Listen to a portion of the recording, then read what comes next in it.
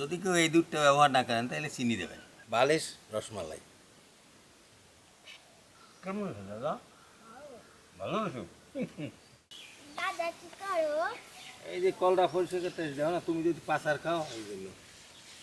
দাদা আজকে রসমালাই বানিয়ে খাওয়াতে পারবা? রসমালাই না হেন্না বানাই খাওয়াইলাম। ভালো লাগছে দেখতেই তো কইছি।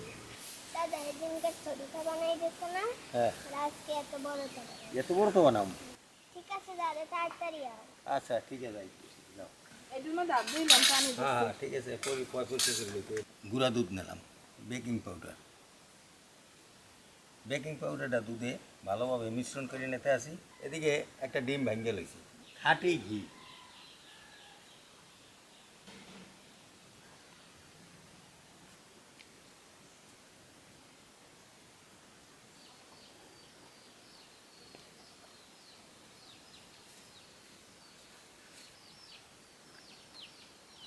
আচ্ছা, সব কিছু মিলাইয়া খামিরটা করা হয়েছে। এখন 10 মিনিটের জন্য খামিরটা ঢাইকে রাখতে হবে, তারপরে আবার মাজবো। দাদা বানাইছো? না, উঠেই না তুমি, এটা ঢাইকে রাখতে হবে 10 মিনিট। 10 মিনিট পরে আমি বানাবো, এরপরে খাওয়া। এখন তো আমি খামির করে রাখছি, 10 মিনিট হয়ে গেছে। এখন আমি এটারে ভালোভাবে মাজতে নিই। নাতির অনুরোধে আজকে আবার বড় রসমালাই বানাই খাওয়াইতে হবে। একদিন রসমালাই খাওয়ানে নাতি এখন মজা পাই গেছে, এখনকার ছোটোটা কেমন, এখন আবার বড়টা।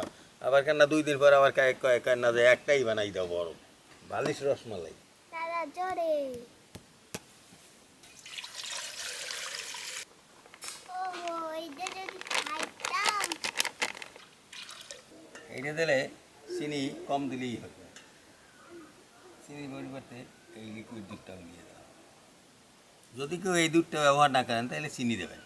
এলাচটাকে এইভাবে ভাঙিয়ে দিতে হবে।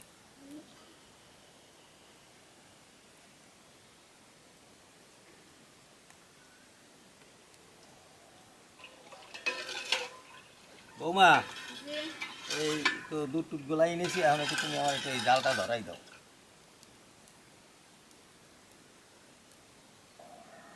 বালিশ রসমালাই।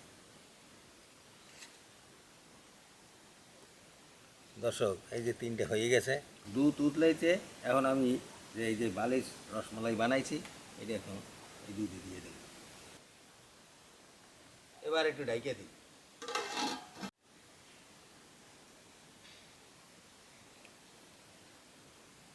দর্শক, রসমালাই হয়ে গেছে, এখন উঠাও। বিসমিল্লাহ। বাহ, কেমন আছে দাদা? ভালো আছো? ভালো থাকেন, সুস্থ থাকেন। আমি রসমালাই নাতির লই খাইতে থাই। আমার জন্য দোয়া করবেন, আমি আপনাদের জন্য দোয়া করি।